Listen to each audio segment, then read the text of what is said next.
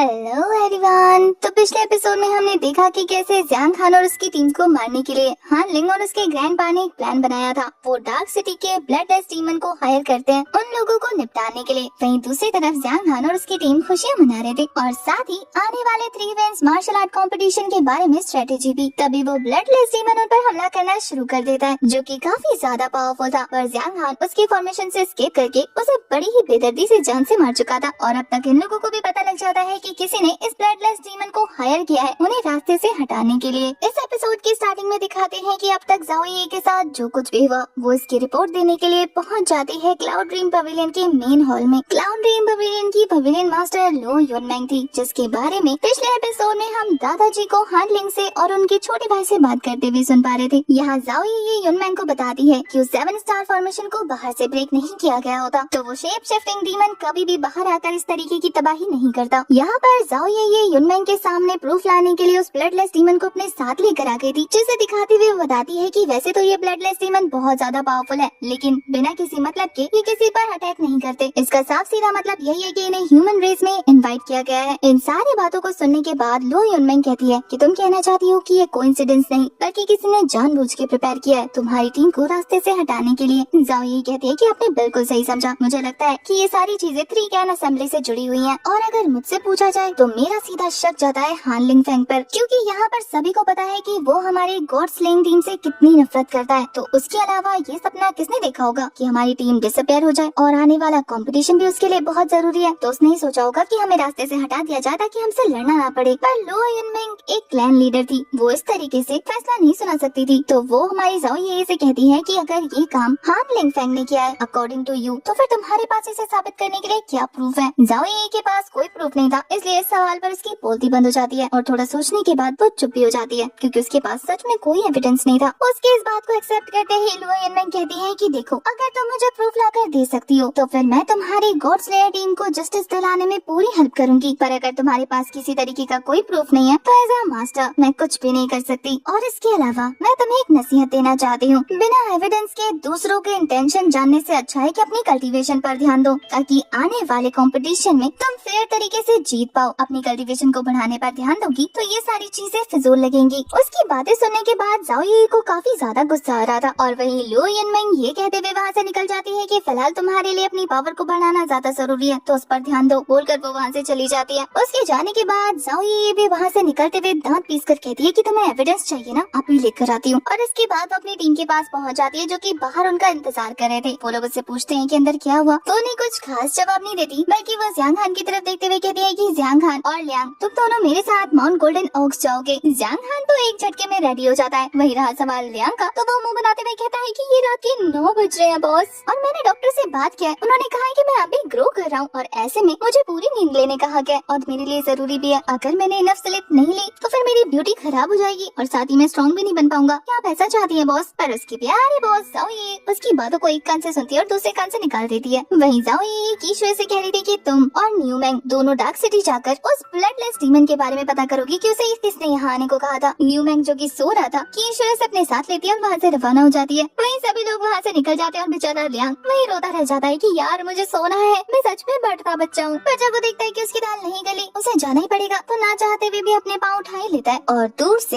हान जिंगे उन पर नजर रख रहा था, जो कि काफी सीरियस लग रहा है। पता नहीं इस बंदे ने कुछ प्लान किया है या फिर इसके दिमाग में कुछ चल रहा है, ये तो हमें आगे आने वाले एपिसोड्स में पता लगेगा। इधर दूसरी तरफ ज़ाओ ये जब अपनी टीम के साथ जिंगयू माउंटेन जाती है तो वहाँ से कोई ट्रेस नहीं मिलता। वो कहती है कि ऐसा कैसे पॉसिबल है, एक फॉर्मेशन को ब्रेक करके यहाँ से एक बीस्ट को आजाद किया गया है और उसके कोई ट्रेसेस नहीं है। लियांग को भी अजीब लग रहा था। वो कहता है कि हान लिंग फेंग इतना भी स्मार्ट नहीं है कि वो कोई गलती करे और उसके पीछे कोई सबूत न छोड़े। कहीं उसने वापस आकर बाद में एविडेंस डिस्ट्रॉय तो नहीं कर दिए। उनकी बातों के बीच में हम टियानियों को देखते हैं, जो कि आसपास की छानबीन जोरों शोरों से कर रही थी। वहीं जियांग खान कहता है कि अगर कुछ बुरा हुआ है तो उसके निशान पीछे जरूर छोड़ जाते हैं। और फिर वो वहाँ पर मौजूद स्नेक स्टैचूज को देखने लगता है। उसे उनमें से एक स्टैचू पर अजीब सी वाइब आ रही थी और जब टियानी उस स्टैचू को अच्छे से चेक करती है तो उसे एक जला हुआ तिलिस्मान मिलता है। वो उसे जियांग खान को पकड़ाते हुए कहती है कि ये टॉप ग्रेड का तिलिस्मान है, जो कि स्काई लेवल पर है। जब ज़ाओ ये जियांग के पास आती है तो वो उसे वो तिलिस्मान पकड़ा देता है। ज़ाओ ये को भी लग रहा था कि क्या इस तिलिस्मान का यूज करके उस 7 स्टार फॉर्मेशन को ब्रेक किया गया है। ज़ाओ ये को तिलिस्मान की कुछ खास नॉलेज थी नहीं। तभी वहाँ पर लियांग एंट्री मारता है, वो भी हीरो की तरह स्वैग मारते हुए कहता है कि दिखाओ, मुझे दिखाओ, यहाँ पर अगर कोई तिलिस्मान एक्सपर्ट है तो वो मैं हूँ, क्योंकि मैं top class immortal talisman yellow stage के लेवल को भी आराम से देखकर बता सकता हूँ। ये बोलने के बाद काफी स्वैग से वो तिलिस्मान ले लेता है और उसकी नौटंकी देखते हुए ज़ाओ को गुस्सा आ रहा था। वो कहती है कि नौटंकी बंद करके चुपचाप जल्दी से बताओ कि ये क्या है। लियांग जब उस तिलिस्मान को नोटिस करता है तो वो काफी ज्यादा शॉक हो गया था। वो कहता है कि ये टॉप ग्रेड का स्काई लेवल का तिलिस्मान है। इस चीज के बारे में तो हमारे टियानियों ने पहले ही जियांग हान को बता दिया था। वहीं जब लियांग इस तिलिस्मान का नाम बताता है तो वो सुनकर तो ज़ाओ भी हैरान हो गई थी। इस तिलिस्मान का नाम स्टार तिलिस्मान है। ज़ाओ ये सुनकर सोच में पड़ जाती है। वहीं उनसे परेशान होता देखकर जियांग हान भी कहता है कि आखिर क्या बुराई इसमें। ये बताती है कि कुछ नहीं, असल में ये स्टार तिलिस्मान जिसने बनाया है वो मेरे फादर है ज़ो तियानजिंग। उनके मरने के बाद सिर्फ एक ही तिलिस्मान रह गया था और वो मेरी मदर के पास था। और हमें पता लगता है कि हमारी ज़ाओ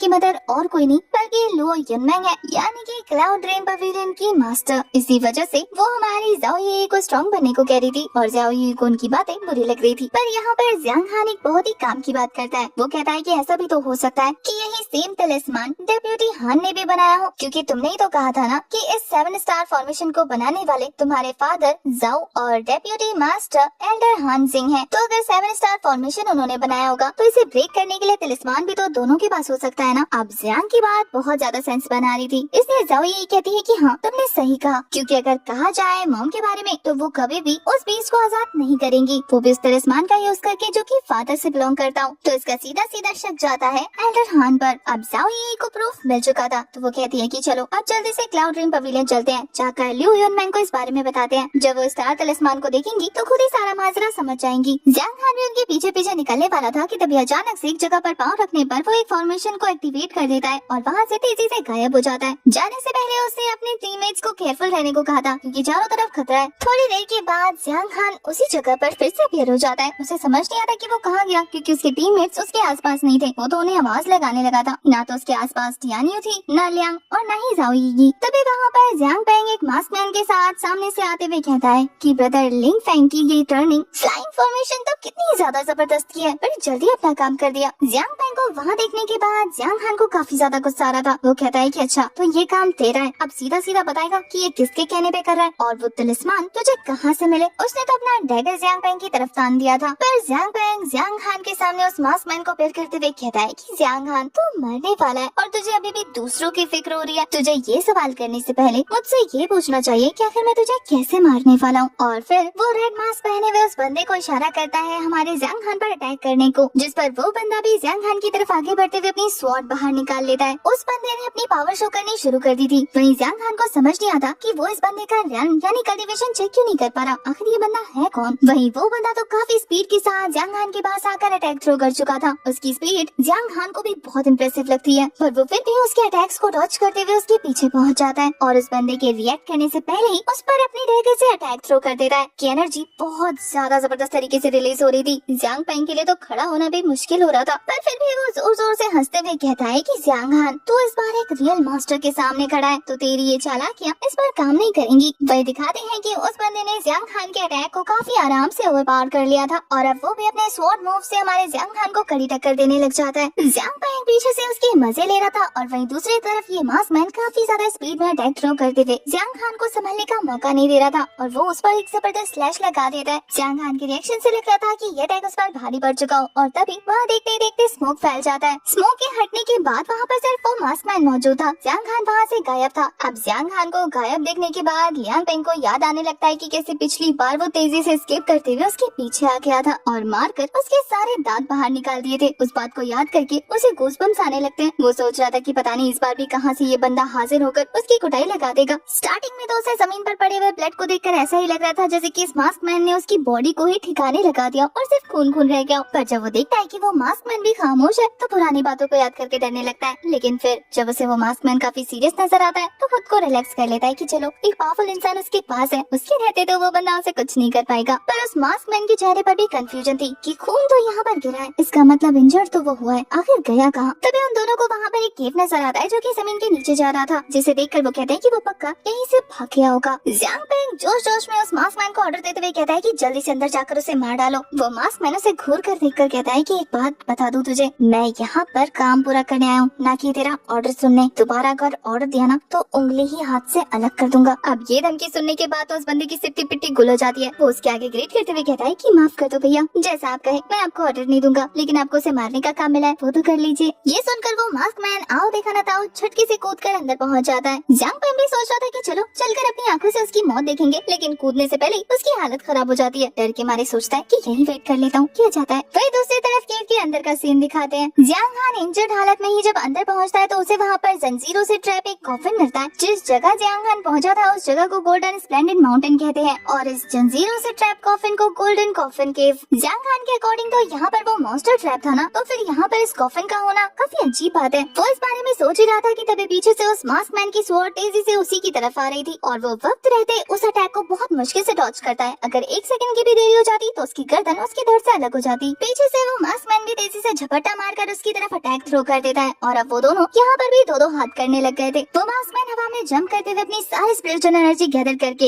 एक जबरदस्त स्ट्राइक ज़ियांग हान पर थ्रो कर देता है। वो तो इससे इंजर्ड भी हो चुका था। हर किसी की तरह उस मास्क मैन को भी गलतफहमी हो जाती है कि अब उसने ज़ियांग हान का खेल खत्म कर दिया होगा, पर वो तो अपने इंटेंस पावर को एक्टिवेट कर चुका था और फिर से उसकी आंखें ग्लो करने लगती है और वो मॉन्स्टर तरीके से मुस्कुराते हुए उस मास्क मैन के काफी पास पहुंच जाता है और काफी क्रीपी तरीके से स्माइल करते हुए उस बंदे के अटैक को रोककर कहता है कि एक एडवाइस दो ब्रदर, जब फाइट चल रही हो ना तो ऐसे अपने दुश्मन को पीठ दिखाकर नहीं भागते, ये बैड हैबिट्स होता है। अपने मॉन्स्टर फॉर्म में आने की वजह से अब उसकी पावर पहले से दुगनी हो चुकी थी, तो वो इस मास्क मैन को काफी अच्छी टक्कर दे रहा था। वो तो उसे उठाकर दीवार पर पटक देता है और फिर उससे खुद को संभालने से पहले उसके पास पहुंचकर अटैक करने वाला था, पर वो मास्क मैन खुद को प्रोटेक्ट करने के लिए उस कॉफिन के ऊपर चढ़ गया था। ज़ियांग हान तो उस बंदे को धमकी देते हुए कहता है कि ब्रदर, आखिर कब तक खुद को बचाओगे, अभी तक तो मैंने अपनी पूरी पावर का यूज भी नहीं किया। पर वो बंदा भी अपनी ब्लड टेक्निक को एक्टिवेट करते हुए कहता है कि तेरी इतनी हिम्मत तो मुझे धमकी देगा, तूने खुद को समझ के क्या रखा है। पर ज़ियांग हान का कहना था कि यही तो मैं चाहता हूँ कि तुम इस बार अपना बेस्ट दो, और अब उसके अटैक को रोकते हुए उसके पास उस कॉफिन के ऊपर चढ़ गया था और अब वो दोनों मिलकर कॉफिन के ऊपर लड़ने लग गए थे। ज़ियांग हान तो उस बंदे को अपनी पूरी फोर्स यूज करता देखकर कहता है कि ज्यादा गुस्सा आ रहा है तो फिर और पावर का यूज करो ना। पर वो बंदा ज़ियांग हान को कुछ नहीं कर पा रहा था तो कहता है कि तू तो गया बेटे, और ये बोलने के बाद वो कॉफिन के अंदर ही अपनी स्वॉर्ड को घुसा चुका था, जिससे वो जगह थोड़ी देर के लिए काफी जबरदस्त तरीके से ब्लास्ट करती है। पर ज़ियांग हान कहता है कि तूने तो मुझे डिसअपॉइंट कर दिया, मुझे लगा कि काफी खतरनाक अटैक करेगा, पर ये तो कुछ भी नहीं है। तभी उन दोनों को लड़ते लड़ते अचानक से एहसास होता है कि आसपास की जमीन पूरी तरीके से शेक कर रही है, तो उन दोनों का ध्यान फाइट से हट गया था और तभी देखते ही देखते चारों तरफ से ग्रीन कलर की वेन्स बाहर निकलकर उन लोगों को ट्रैप करने लग जाती हैं। वो मास्क मैन तो सबसे पहले उन वेन्स की चपेट में आ गया था। वहीं दूसरी तरफ ज़ियांग हान को दिखाते हैं जो उन्हें एस्केप करने के लिए हवा में उड़ जाता है, पर थोड़ी देर तक डॉज करने के बाद भी चारों तरफ से ये वेन्स उसे घेर लेती है। सबसे पहले तो वो उसके हाथों को बांध देती है और फिर जब वेन्स को लगता है कि वो उनके कंट्रोल में आ गया तो उन दोनों को ही बुरी तरीके से ट्रैप करके पानी में डुबोना शुरू कर देती है। वो दोनों ही बंदे सही से अपनी बॉडी में मूव नहीं कर पा रहे थे और वहीं ज़ियांग हान एक चीज नोटिस करता है कि धीरे धीरे ये वेन्स उसकी बॉडी से उसकी पावर एब्जॉर्ब कर रहे हैं। वो अपनी पूरी जान लगाकर उनसे छूटने की कोशिश कर रहा था, पर धीरे धीरे अनकॉन्शियस हो जाता है और वो वेन्स उसे खींचते हुए पानी के और गहराई में ले जाने लगती है। वहीं जब ज़ियांग हान पानी की गहराई के अंदर जा रहा था तब उसे अपनी छोटी बहन की याद आने लगती है, उसकी बातें कि कैसे वो ज़ियांग हान से कह रही थी कि जहाँ जहाँ ज़ियांग हान है उसे वही प्लेस होम जैसा लगता है और वो वहीं पर सेफ फील करती है। अनकॉन्शियस होने के बाद ज़ियांग हान को अपने पेरेंट्स भी याद आ रहे थे और वहीं जैसे जैसे वो पानी की गहराई में जा रहा था तभी वहाँ पर एक अजीब सा फॉर्मेशन दिखने लग जाता है और उस फॉर्मेशन के एक्टिवेट होते ही हमें कॉलरॉन के अंदर का सीन दिखाते हैं जहाँ पर जितने भी पीस पैटर्न बने हुए थे वो अचानक से ग्लो करना शुरू कर चुके थे और हमारा ज़ियांग हान अभी भी अनकॉन्शियस था। और इसी सीन के साथ हमारा ये वाला एपिसोड हो जाता है खत्म।